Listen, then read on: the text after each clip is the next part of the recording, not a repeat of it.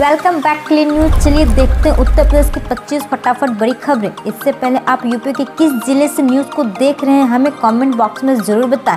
साथ ही daily update रहने के लिए चैनल को सब्सक्राइब कर बेल आइकन को दबाना ना भूलें। आज का लाइक एम 100 है, उम्मीद करते हैं आप पूरा कर देंगे। तो चलिए बढ़ते हैं खबरों की ओर।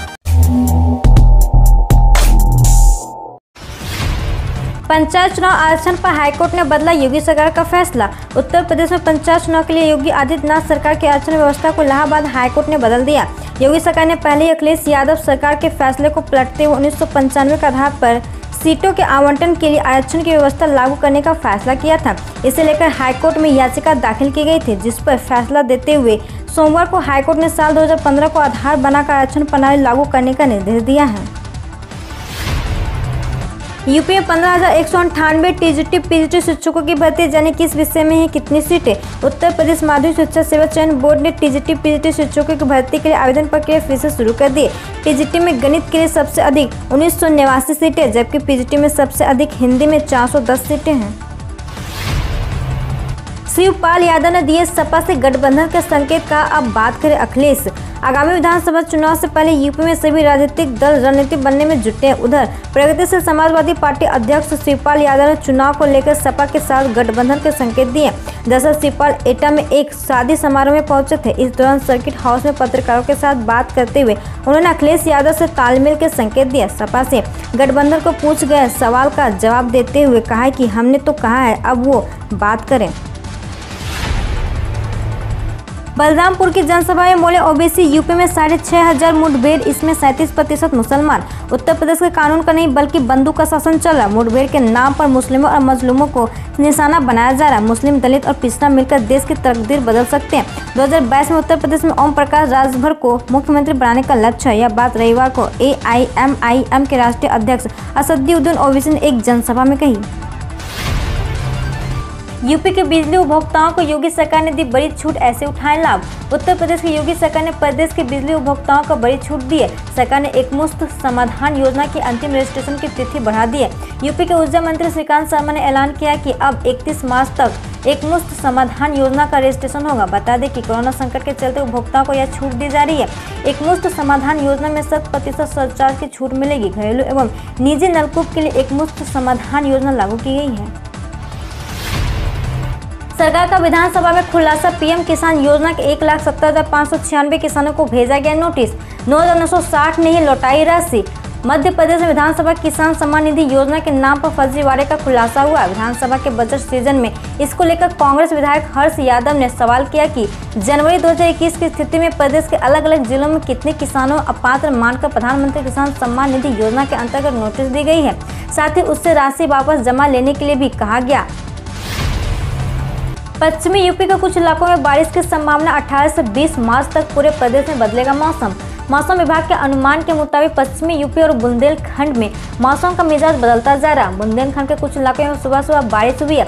बुंदेलखंड के अलावा पश्चिमी उत्तर प्रदेश के भी कुछ जिलों में बारिश की संभावना बनी हुई है। हालांकि बारिश का जोर ज्यादा नहीं होगा, छिटपुट बारिश का अनुमान है। 18 मार्च से पूरे प्रदेश में मौसम के बदलने का अनुमान लगाया गया। 18 मार्च को पश्चिमी यूपी, बुंदेलखंड और ब्रज क्षेत्र के जिलों में बारिश हो सकती है। इस दिन पूर्वी यूपी और मध्य यूपी में बारिश का अनुमान नहीं है, लेकिन 19 मार्च से पूरे प्रदेश में मौसम के बदलने के आसार हैं।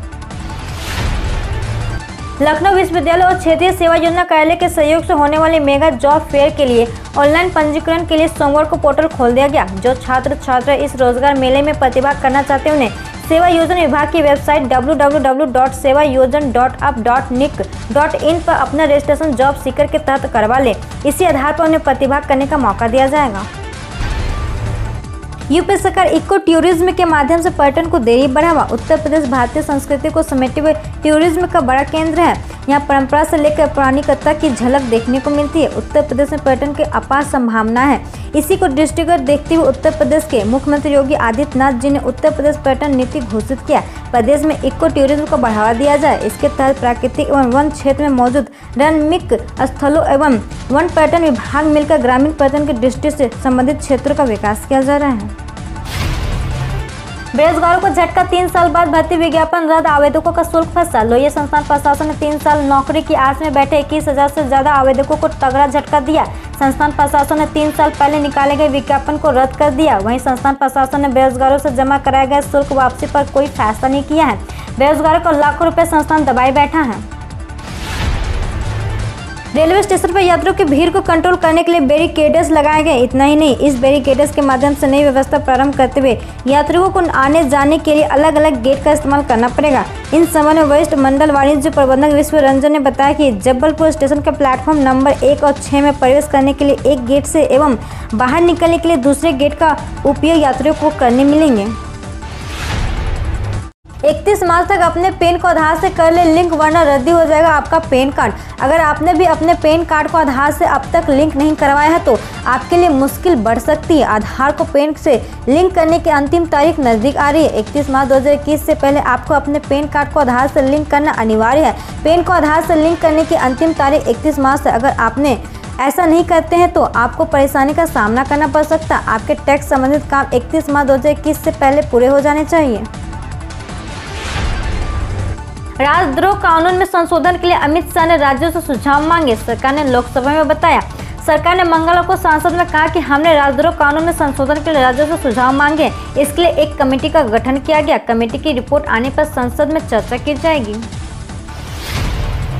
यूपी में लॉकडाउन और नाइट कर्फ्यू को लेकर राज्य के स्वास्थ्य मंत्री का बड़ा बयान। कहा, होली के दौरान देश के कुछ राज्यों में कोरोना का कहर एक बार फिर तेजी से बढ़ रहा है। इसे देखते हुए राज्य अपने अपने हिसाब से लॉकडाउन और नाइट कर्फ्यू जैसे कड़े प्रतिबंध लगा रहे हैं। कई राज्यों ने कोरोना के सबसे ज्यादा प्रभावित राज्यों से अपने यहाँ आने वाले के लिए कोरोना की नेगेटिव टेस्ट रिपोर्ट अनिवार्य कर दी है। इस बीच उत्तर प्रदेश के स्वास्थ्य मंत्री जय प्रताप सिंह ने राज्य में लॉकडाउन को लेकर बड़ा बयान दिया है।